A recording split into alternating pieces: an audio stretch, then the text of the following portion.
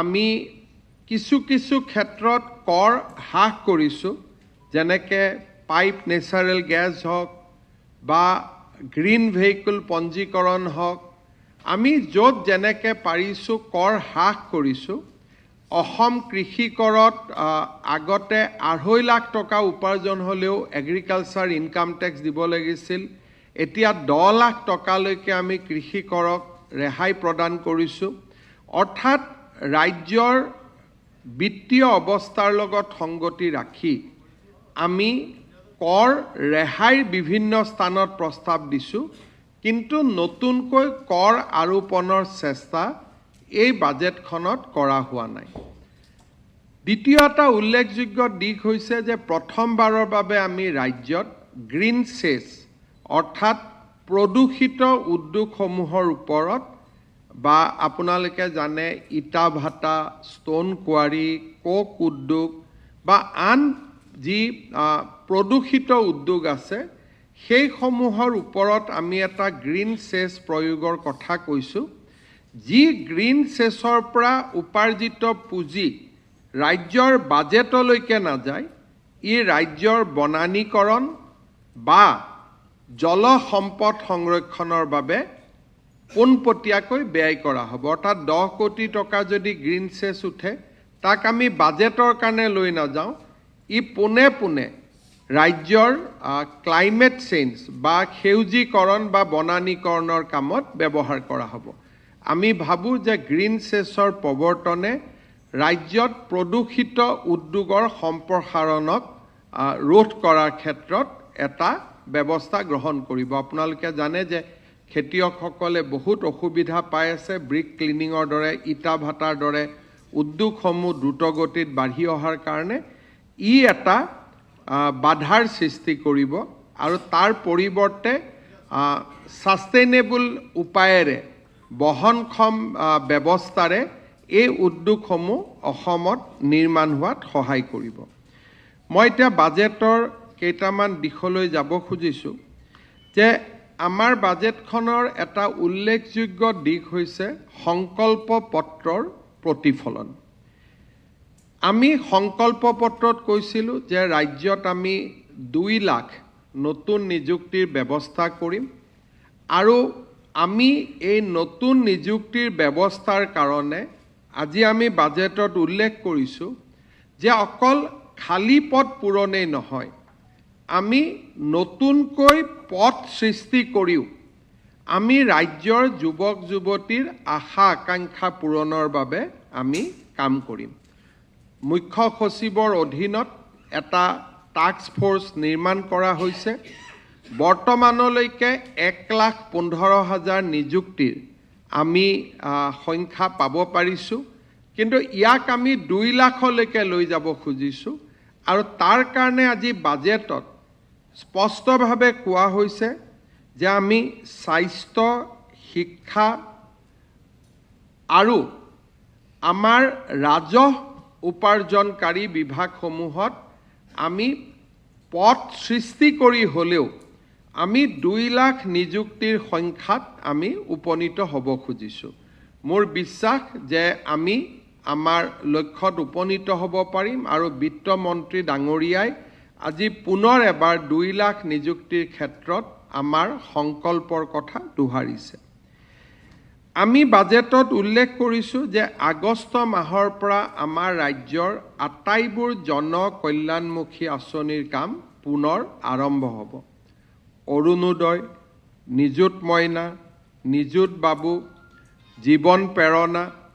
যিমানবিলাক ৰাজ্য চৰকাৰৰ সুলভ মূল্যত চাউল, চেনি, দালিৰ যোগান, যিমানবিলাক আমাৰ আঁচনি আছিল, পূৰ্ণাংগ বাজেট দাখিল নকৰাৰ কাৰণে এই আঁচনিবোৰ যোৱা এমাহ বা 2 মাহত ৰূপায়ণ হোৱা নাছিল।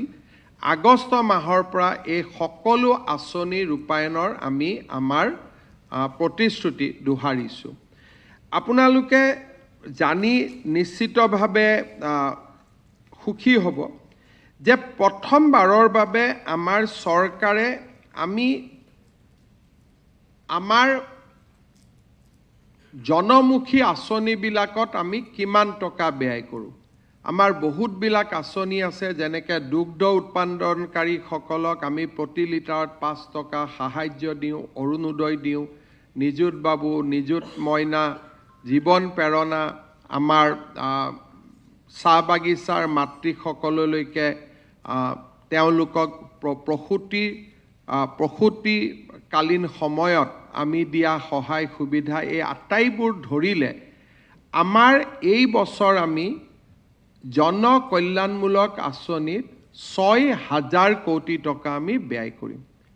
এই সংখ্যাটো অসমৰ দৰে এখন ৰাজ্যৰ কাৰণে যথেষ্ট ডাঙৰ সংখ্যা। 6,000 crores আমি বাজেটত উল্লেখ কৰিছোঁ যে আমাৰ গোটেইবোৰ বিভাগত সামগ্ৰিকভাৱে আমি অৰুণোদয়কে ধৰি আমাৰ ফ্লেগশ্বিপ স্কিমবিলাকৰ ক্ষেত্ৰত আমি 6,000 কোটি টকা আমি খৰচ কৰিম। ইয়াত এটা উন্নয়নমূলক আঁচনিবিলাকত এটা সৰুকৈ টুইষ্ট দিয়া হৈছে, আপোনালোকে লক্ষ্য কৰিছে। মই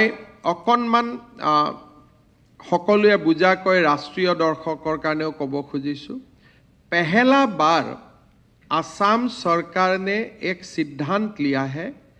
कि जो भी व्यक्ति पॉलीगेमी में इन्वॉल्व होगा उनको सरकार से कोई स्कीम नहीं मिलेगा। जो भी व्यक्ति बहुविवाह में लिप्त होगा उनको सरकार का द्वारा दिया गया कोई भी स्कीम का सुविधा असम में नहीं मिलेगा। साथ साथ में हमने ये भी बता दिया है कि कोई भी व्यक्ति पॉलीगेमी में इन्वॉल्व होगा उनको, अगर वो सरकारी कर्मचारी है, तुरंत सरकार उनको काम से बर्खास्त करेगा। साथ में हम ये भी बताया है हमारा बजट में, हमें जो ये हजारों करोड़ रुपया हम लोगों को हम देने का काम करता हूँ, शिक्षा या महिला उत्तरण जैसा कोई भी स्कीम में, अगर उनका क्रिमिनल एंटीसीडेंट होगा तब भी वो स्कीम का योग्य पात्र विवेचित नहीं होगा। मीन्स पॉलीगेमी, बहुविवाह, क्रिमिनल एंटीसीडेंट वाला लोगों को हैंड्सफोर्थ सरकारी स्कीम से वंचित किया जाएगा। অসমে নাৰী অধিকাৰৰ ক্ষেত্ৰত অকল অৰুণোদয়ৰ জৰিয়তে নহয়, লাখপতি বাইদেউৰ জৰিয়তে নহয়, আজি আমি আৰু এটা ঐতিহাসিক সিদ্ধান্ত লৈছোঁ যে বহু বিবাহত জড়িত কোনো ব্যক্তিয়ে কোনো ধৰণৰ চৰকাৰী আঁচনি নাপাব। সি প্ৰধানমন্ত্ৰীৰ আৱাসে হওক, বিনামূলীয়া চাউলে হওক বা সি অৰুণোদয়ৰ দৰে আঁচনিসমূহে হওক। So total outgo for the welfare schemes will be 6,000 crores. অসমৰ যাতায়াতৰ ক্ষেত্ৰত এই বাজেটখনে অত্যন্ত গুৰুত্ব দিছে আৰু যাতায়াত বুলি কওঁতে আমি অকল পথ বুজোৱা নাই, পথ, ৰেল আৰু Airways, highways, railways, Airways. Asom Mala 4 1, 2, 3 পিছত 10,000 কোটি টকা খৰচেৰে আমি অসমমালা 4 প্ৰস্তাৱ দিছোঁ। 800 কিলোমিটাৰ যিটো আপোনালোকে অসমমালাৰ ৰাস্তা দেখিছে, প্ৰায় 9 মিটাৰ বহলৰ আমি ৰাস্তা বনাওঁ। আমি 800 কিলোমিটাৰ নতুন ৰাস্তা নিৰ্মাণৰ প্ৰস্তাৱ দিছোঁ। ভাৰত চৰকাৰৰ বিবেচিত হৈ থকা কেইবাটাও আঁচনিৰ কথা আমি উল্লেখ কৰিছোঁ। বাইহাটা চাৰিআলিৰ পৰা মিছন চাৰিআলি, তেজপুৰ, গুৱাহাটী এয়াৰপৰ্টৰ পৰা জালুকবাৰীলৈকে এলিভেটেড কৰিডৰ, নগাঁও, মৰিগাঁও আৰু দৰঙৰ মাজত ব্ৰহ্মপুত্ৰৰ ওপৰত এখন দলং। এই গোটেই আঁচনিবিলাক ৰাজ্য চৰকাৰৰ অংশীদাৰিত্বৰে, অৰ্থাৎ ভূমি অধিগ্ৰহণ, ৰয়েলটি, GST, এই গোটেইবিলাকৰ ক্ষেত্ৰত আমি ভাৰত চৰকাৰৰ সৈতে ডাবল ইঞ্জিন চৰকাৰৰ যিটো মানদণ্ড, সেই মানদণ্ডৰে আমি আগবাঢ়িম। এই আঁচনিত আমি উল্লেখ কৰিছোঁ যে শিলচৰ আৰু বৰাপানীৰ মাজত যি এক্সপ্ৰেছ হাইৱে নিৰ্মাণ কৰা হৈছে তাৰ আন দুটা পৰ্যায় বৰাপানী টু গুৱাহাটী আৰু গুৱাহাটীৰ পৰা শিলিগুৰি এই কৰিডৰটো অৰ্থাৎ শিলচৰ শিলিগুৰি কৰিডৰ এই নিৰ্মাণৰ ক্ষেত্ৰতো আমি দ্ৰুত গতিত আগবাঢ়িব খুজিছোঁ দুখন এয়াৰপোৰ্ট আমি অত্যন্ত আধুনিক কৰিব খুজিছোঁ কাছাৰ জিলাৰ ডলু বিমানবন্দৰ আৰু ৰূপসী বিমানবন্দৰক পশ্চিমবংগ বাংলাদেশ ভূটান আৰু অসমৰ লজিষ্টিক যিটো কেৰেজ ইয়াৰ এটা অভিকেন্দ্ৰ হিচাপে আমি নিৰ্মাণ কৰিব খুজিছোঁ ইতিমধ্যে আমি ল্যান্ড একুইজিশ্যন আদিৰ কামত আমি হাত দিছোঁ আমাৰ ডলু এয়াৰপোৰ্ট আমি এটা প্ৰায় 3000 crore নিবেশ কৰি ইয়াক আমি এটা আন্তঃৰাষ্ট্ৰীয় পৰ্যায়ত লৈ যাব খুজিছোঁ আৰু ৰূপসী বিমানবন্দৰ য'ত এতিয়া নেকি সৰু প্লেনহে নামিব পাৰে তাক আমি এয়াৰবাছ নামিব পৰা আৰু এক প্ৰকাৰ ক'ব গ'লে এটা লজিষ্টিক হাব হিচাপে যাতে ডাঙৰ ডাঙৰ মাল পৰিবহণকাৰী বিমান নামিব পাৰে আমি ইয়াক অসমৰ ভূটানৰ গেলেফু মাইণ্ডফুলনেছ চিটি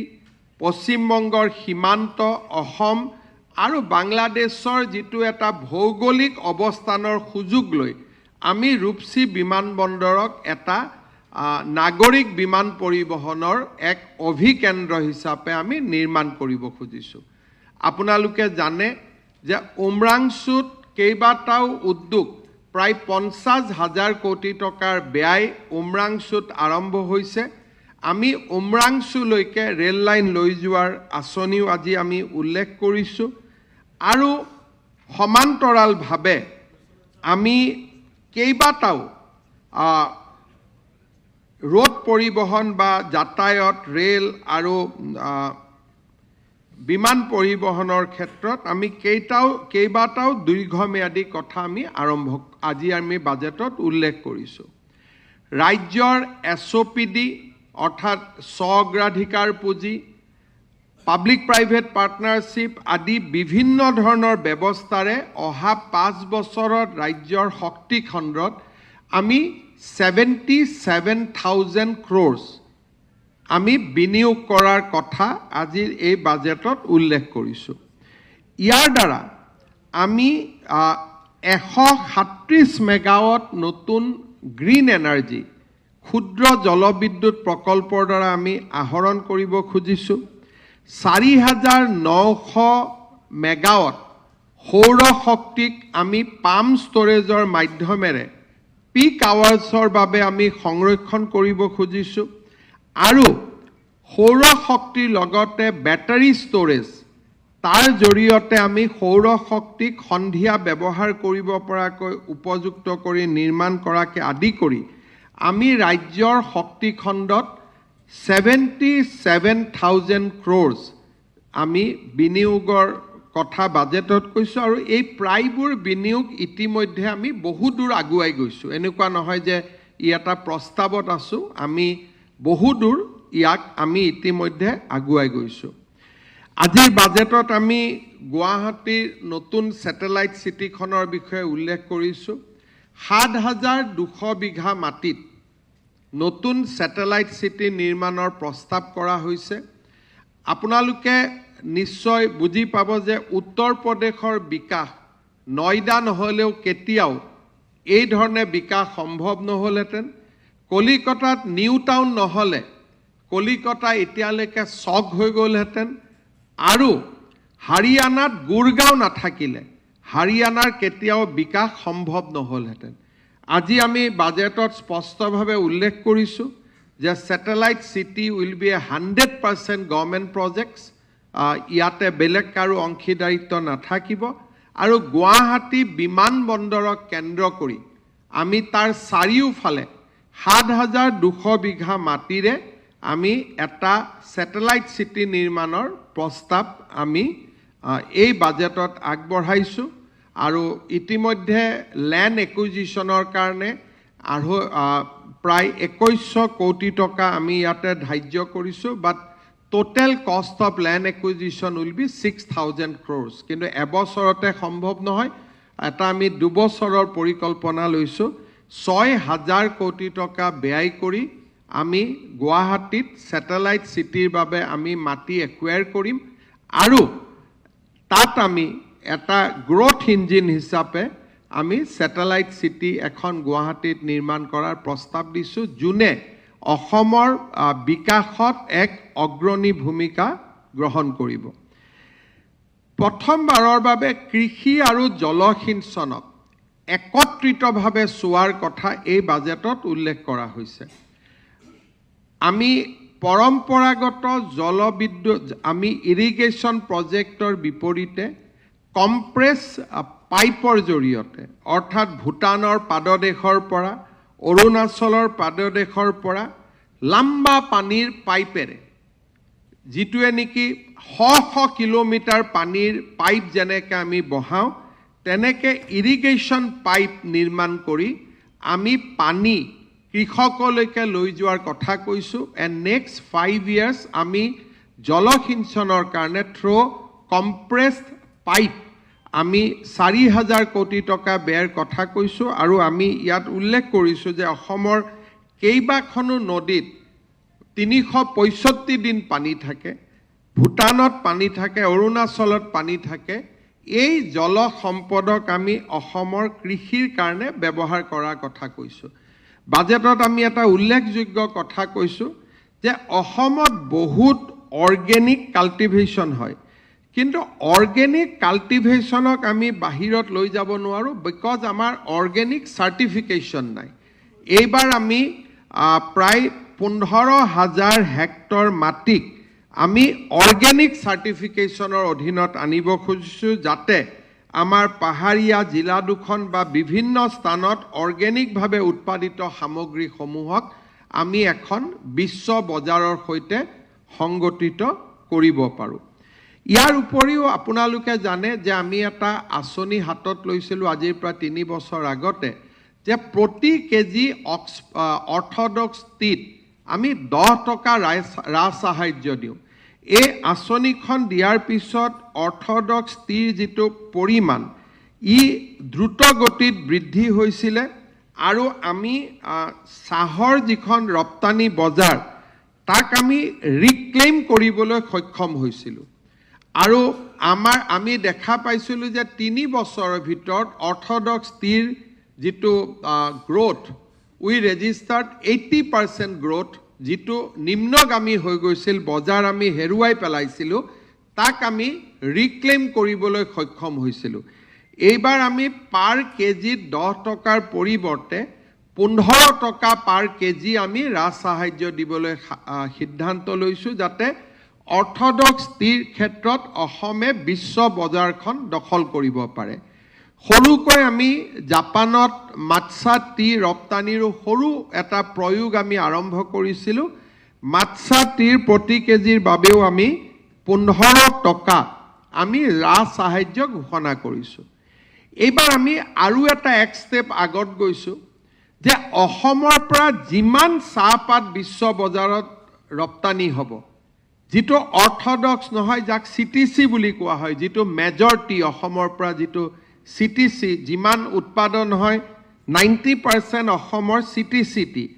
অসমৰ প্ৰতি কেজি ৰপ্তানিযোগ্য চিটিচি টিত আমি 3 টকাকৈ ৰাজ সাহায্য দিয়াৰ সিদ্ধান্ত গ্ৰহণ কৰিছোঁ যাতে অসমে ৰপ্তানিৰ বা বিশ্ব বজাৰখন পুনৰ এবাৰ দখল কৰিব পাৰে স্বাস্থ্য বিভাগৰ ক্ষেত্ৰত এইবাৰ আমি এটা ভাৰতৰ কোনো ৰাজ্যই আজিলৈকে চিন্তা কৰিব নোৱাৰা আমি এটা সুদূৰ প্ৰসাৰী চিন্তাৰ ইয়াত আমি এটা বীজ ৰোপণ কৰিছোঁ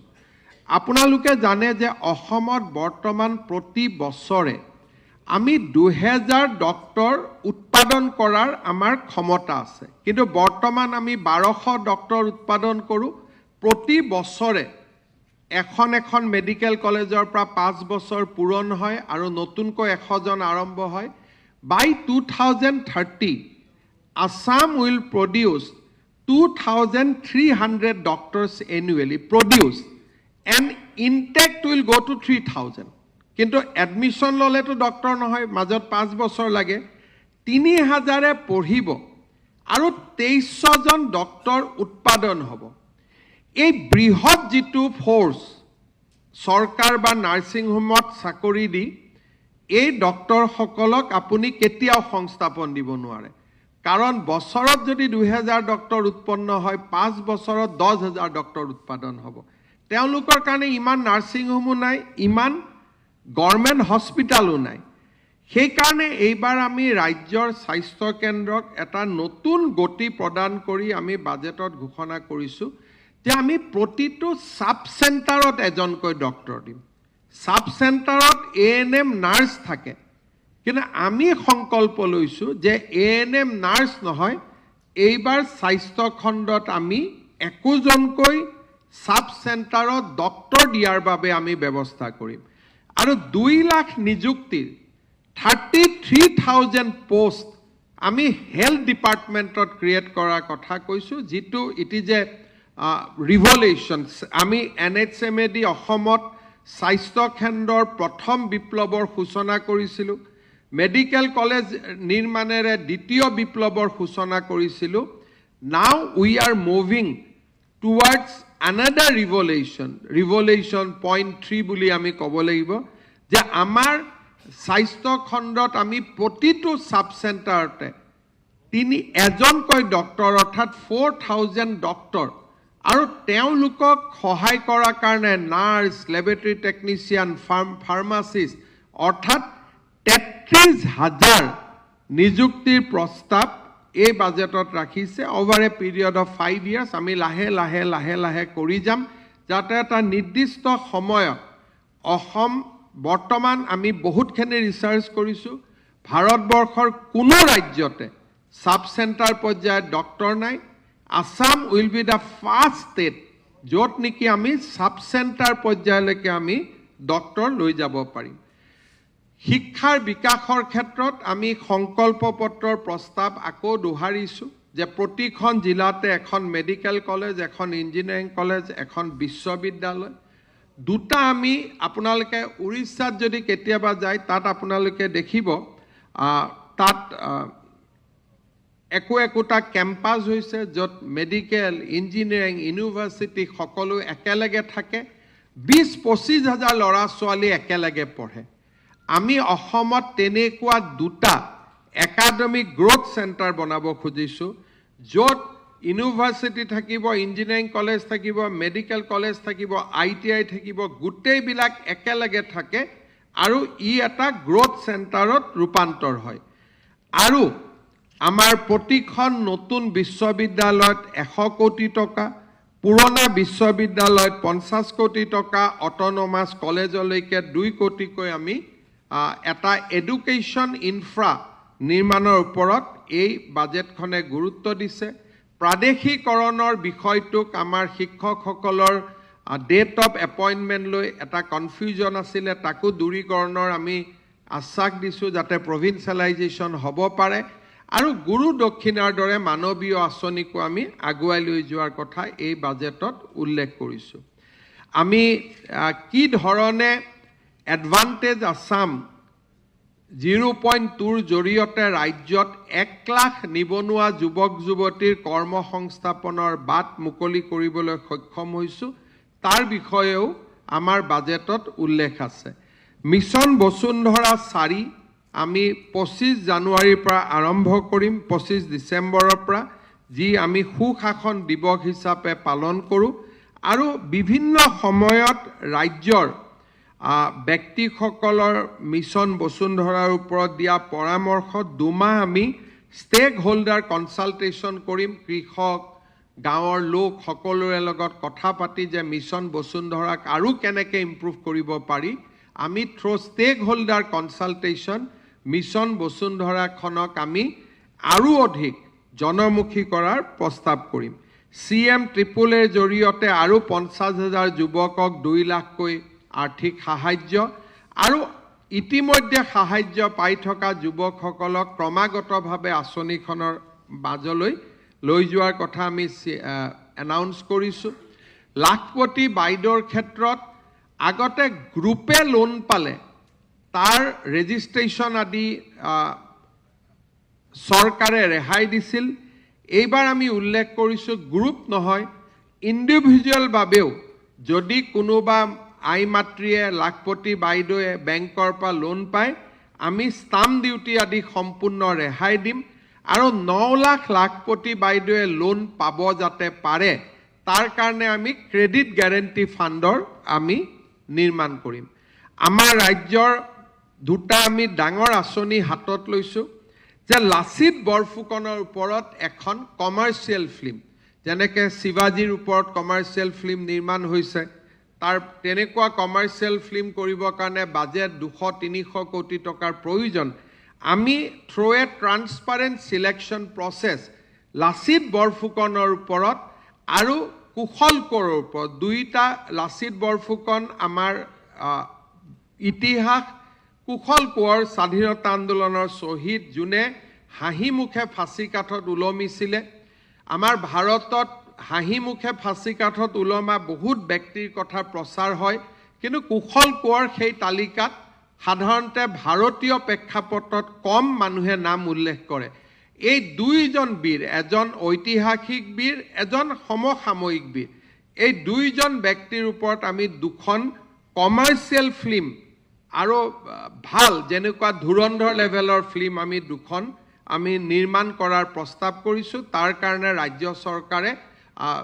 100 কোটি 150 কোটি যেনেকৈ বিনিয়োগ কৰিব লাগে আমি তেনেকৈ বিনিয়োগ কৰিম যাতে ছত্ৰপতি শিৱাজীৰ পৰ্যায়লৈকে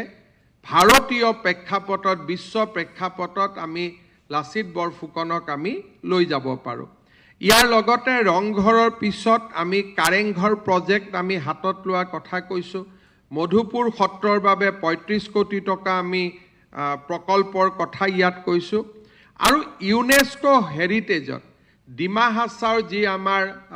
শিলাস্তম্ভ আছে যিটো প্ৰাগ ঐতিহাসিক কালৰ শিৱসাগৰ মাজুলীৰ বৈষ্ণৱ পৰম্পৰা আৰু পশ্চিমবংগই যেনেকৈ দুৰ্গা পূজাক ইউনেস্কো হেৰিটেজ কৰিব পাৰিছে অসমৰ বিহুক ইউনেস্কো হেৰিটেজ কৰাৰ বাবে আমি নিশ্চিতভাৱে কামত হাতত ল'ম আৰু এই আমি সংস্কৃতিৰ ক্ষেত্ৰতো আমি এই ধৰণে আগুৱাই যাব খুজিছোঁ ডক্টৰ ভূপেন হাজৰিকাৰ চেণ্টিনাৰীও আমি দিল্লীত আমি পালন কৰিম চাহ শ্ৰমিকৰ মাটি আমি 30,000 পৰিয়ালক ইতিমধ্যে প্ৰদান কৰিছোঁ এইবাৰ 1,44,000 পৰিয়ালে মাটি পাব সৰ্বমুঠ আমাৰ টাৰ্গেট হৈছে 3.5 লাখ পৰিয়াল ভাৰত চৰকাৰে প্ৰতিটো পৰিয়ালকে একোটাকৈ যাৰ যাৰ ঘৰ সেই ব্যৱস্থা মতে নাই তেনেকুৱা ব্যক্তিক আমাৰ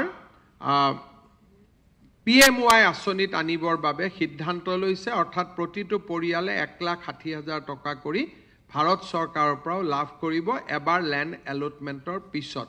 চাহ শ্ৰমিকসকলৰ জীৱনলৈ এক ডাঙৰ পৰিৱৰ্তনৰ বাৰ্তা এই বাজেটে কঢ়িয়াই আনিছে ৰাজ্যৰ কৰ্মচাৰীৰ বাবে কেইবাটাও সুখৰ খবৰ পে কমিশন গঠন কৰা হৈছে আপোন ঘৰৰ লিমিট 50 লাখ টকালৈকে বৃদ্ধি কৰা হৈছে চৰকাৰৰ উপৰিও ছ'চাইটি পাব্লিক আণ্ডাৰটেকিংছতো মেটাৰনিটি লিভ চৰকাৰী কৰ্মচাৰীৰ সমানভাৱে পাব তাৰ সিদ্ধান্ত গ্ৰহণ কৰা হৈছে আৰু এটা নতুন আমি কাম হাতত লৈছোঁ যে সন্তান জন্ম দিয়াৰ পিছত মেটাৰনিটি লিভ পায় কিন্তু পেটাৰনিটি লিভ অসমত নাছিলে মাকগৰাকী হস্পিটালত থাকে প্ৰথম 6 দিন 7 দিন দেউতাকগৰাকীয়ে মাকৰ লগত থাকিব লাগে মাককো চাব লাগে সন্তানকো চাব লাগে তাৰ কাৰণে তেওঁলোকে কেজুৱেল লিভ লয় সেইকাৰণে এইবাৰ আমি কৈছোঁ যে এটা সন্তান জন্ম পোৱাৰ পিছত বা জন্ম হোৱাৰ পিছত পিতৃজনেও 2 সপ্তাহৰ বাবে পেটাৰনিটি লিভ পাব আমাৰ ৰাজ্যৰ কৰ্মচাৰীৰ বাবে ই আৰু এক সুখৰ বাতৰি আমি অসমখনক আগবঢ়াই লৈ যোৱাৰ ক্ষেত্ৰত ই আৰু এক সুখৰ বাতৰি বিদেশী লেংগুৱেজৰ জৰিয়তে অসমৰ যুৱ প্ৰজন্মক এক গোলকীয় মানদণ্ডৰ সম্পদ হিচাপে নিৰ্মাণ কৰা জাৰ্মান লেংগুৱেজ জাপান লেংগুৱেজ যিমান ল'ৰা ছোৱালীয়ে জাপানিজ লেংগুৱেজ শিকিব জাৰ্মান লেংগুৱেজ শিকিব প্ৰতিগৰাকী ল'ৰা ছোৱালীক আমি 1.5 লাখ টকাৰ ৰাজ সাহায্যৰ কথা এই বাজেটত আমি উল্লেখ কৰিছোঁ যিয়ে আমাৰ ল'ৰা ছোৱালীক ফৰেন লেংগুৱেজ পঢ়াৰ ক্ষেত্ৰত আমাক প্ৰেৰণা যোগাব ডিব্ৰুগড়ৰ বাবে 500 কোটি টকাৰ ঘোষণা গুৱাহাটী মেডিকেল কলেজত প্ৰটন থেৰাপি ইতিমধ্যে আমি বহু দূৰ আগুৱাই গৈছোঁ আমাৰ ৰাজ্যৰ প্ৰিমিয়াম ফাৰ্ম প্ৰডাক্টসমূহক GI টেগ আৰু আমাৰ যিটো ৰপ্তানিৰ বাবে উপযুক্তকৈ নিৰ্মাণ কৰা অগৰ উদ্যোগ বন বিভাগৰ নিয়ন্ত্ৰণৰ পৰা আঁতৰাই লৈ অহাকে ধৰি CBG গেছকে ধৰি আমি কেইবাটাও নতুন কথা বাজেটত উল্লেখ কৰিছোঁ এই বাজেটত এটা নতুন আমি কথা কৈছোঁ জাইকাৰ লগত লগ লাগি আমি এটা সেমি কণ্ডাক্টৰ ইকোসিস্টেম কৰিব খুজিছোঁ এটা আপোনালোকে খুদিব ইকোসিস্টেম মানে কি হ'ব অসমত টাটাৰ ওসাদৰ পিছত সেমি কণ্ডাক্টৰ মিছনটোত আমি আৰু কেইবাটাও প্ৰতিষ্ঠানৰ সৈতে সেমি কণ্ডাক্টৰ প্ৰজেক্ট অসমত আনিবৰ বাবে চেষ্টা কৰিছোঁ কিন্তু তাৰ কাৰণে প্ৰথম আমাক প্ৰয়োজন হ'ব মানৱ সম্পদ নিৰ্মাণ জাইকাৰ লগত আমি এখন কাম আগবঢ়াই লৈ গৈছোঁ যে অসমত সেমি কণ্ডাক্টৰৰ বাবে প্ৰয়োজনীয় এক বিস্তৃত মানৱ সম্পদ নিৰ্মাণ দ্বিতীয়তে হৈছে সেমি কণ্ডাক্টৰ প্ৰকল্পত কিছুমান সৰু সৰু বস্তু লাগে যি নেকি অসমৰ MSME সকলে যাতে নিৰ্মাণ কৰিব পাৰে নহলে বাহিৰৰ পৰা আহিব সেই কাৰণে এই দুটা ক্ষেত্ৰত অসমৰ ক্ষুদ্ৰ আৰু কুটিৰ শিল্পৰ যিসকল উদ্যোগী তেওঁলোকক সেমি কণ্ডাক্টৰৰ বাবে প্ৰয়োজনীয় সামগ্ৰী উৎপাদন সৰু সৰু সামগ্ৰীবোৰ ব্লেড স্ক্ৰু ড্ৰাইভাৰ বিভিন্ন ধৰণৰ সেমি কণ্ডাক্টৰত সামগ্ৰী লাগে ফ্যাক্টৰীত তাক নিৰ্মাণৰ বাবে তেওঁলোকক প্ৰস্তুত কৰি তোলা সিড কেপিটেল দিয়া আৰু সেমি কণ্ডাক্টৰ প্ৰকল্পত পাৱাৰ প্ৰজেক্টত প্ৰয়োজনীয় ট্ৰাক গাড়ী এই গোটেইবিলাক যাতে বাহিৰৰ পৰা নাহে অসমৰ উদ্যোগীসকলে ইয়াত এইবিলাক ল'ব পাৰে চাৰিটাকৈ ডাঙৰ উদ্যোগ নুমলীগড়ত পেট্ৰকেমিকেলছ নামৰূপত ফাৰ্টিলাইজাৰ সাপৰত পাৱাৰ প্ৰজেক্ট সেমি কণ্ডাক্টৰ এই গোটেই প্ৰকল্পবিলাকত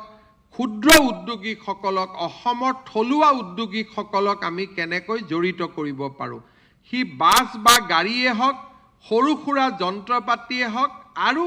ক্ষুদ্ৰ উদ্যোগে হওক যিবিলাক আমি যিটোক আমি কওঁ যে ইকোসিস্টেমত সেই উদ্যোগবিলাক জড়িত হৈ পৰে যেনেকৈ মাৰুতি যদি ক'বাত আহে তাত সিট বেল্ট বনাব লাগে হৰ্ণ বনাব লাগে ষ্টিয়াৰিং বনাব লাগে যিবিলাক ইণ্ডাষ্ট্ৰীৰ লগত থাকে সেই ইণ্ডাষ্ট্ৰীসমূহ যাতে অসমৰ ক্ষুদ্ৰ উদ্যোগীয়ে নিৰ্মাণ কৰিব পাৰে আৰু IIT গুৱাহাটীৰ পৰা আৰম্ভ কৰি কলেজলৈকে সেমি কণ্ডাক্টৰৰ ক্ষেত্ৰত যাতে আমি এটা মানৱ সম্পদ সৃষ্টি কৰিব পাৰোঁ সেইবাবে জাইকাৰ লগত লগ লাগি আমি 1200 কোটি টকা বিনিয়োগৰ এটা ইকোসিস্টেম নিৰ্মাণৰ এটা আমি ডাঙৰ আঁচনিও ইয়াত আমি ঘোষণা কৰিছোঁ ইতিমধ্যে এই দিশতো আমি বহু দূৰ আগুৱাই গৈছোঁ চৰকাৰত আমাৰ AI ইন্ট্ৰোডাকশন চৰকাৰৰ গোটেই ব্যৱস্থাত গল্ফ টুৰিজিম খেল মহাৰণ আমাৰ অসমৰ কাৰণে নিজা অতিথি আমি ইতিমধ্যে বহু দূৰ আগুৱাই গৈছোঁ এই গোটেইবিলাক আমি আমাৰ বাজেটত উল্লেখ কৰিছোঁ আৰু ইমান ডাঙৰ ব্যয় অহা 5 বছৰত উইদাউট ইম্পজিং এনি নিউ টেক্স এই গোটেই বাজেটখন দেখিলে আপোনালোকে এই বাজেটখন আমি এই 8 মাহৰ কাৰণে দিয়া নাই চৰকাৰৰ 5 বছৰত অসমক চৰকাৰে কেনেকৈ এটা গ্ৰোথ ইঞ্জিনলৈ ৰূপান্তৰ কৰিব পাৰে স্যাটেলাইট সিটি ডেফিনেটলি এবছৰত নহয় it is a 5 years plan অসমত আজিয়ে বিদ্যুৎ প্ৰকল্প নহয় but almost 80,000 crore over the next 5 years আমাৰ কানেক্টিভিটি এই গোটেইবিলাক আমি কেনেকৈ অহা 5 বছৰত অসমক এখন আত্মনিৰ্ভৰ ৰাজ্যলৈ আৰু দেশৰ বোজা হিচাপে নহয় দেশৰ সম্পদ হিচাপে আমি নিৰ্মাণ কৰিব পাৰোঁ তাৰ এক সুস্পষ্ট পৰিকল্পনা এই বাজেটত আমি উল্লেখ কৰিছোঁ তাৰ উপৰিও দীৰ্ঘম্যাদী আঁচনিবিলাকৰ লগত 6,000 কোটি টকা লোক কল্যাণৰ আঁচনিসমূহৰ বাবে আমি আবলতন কৰি আমাৰ চৰকাৰখন যেন এখন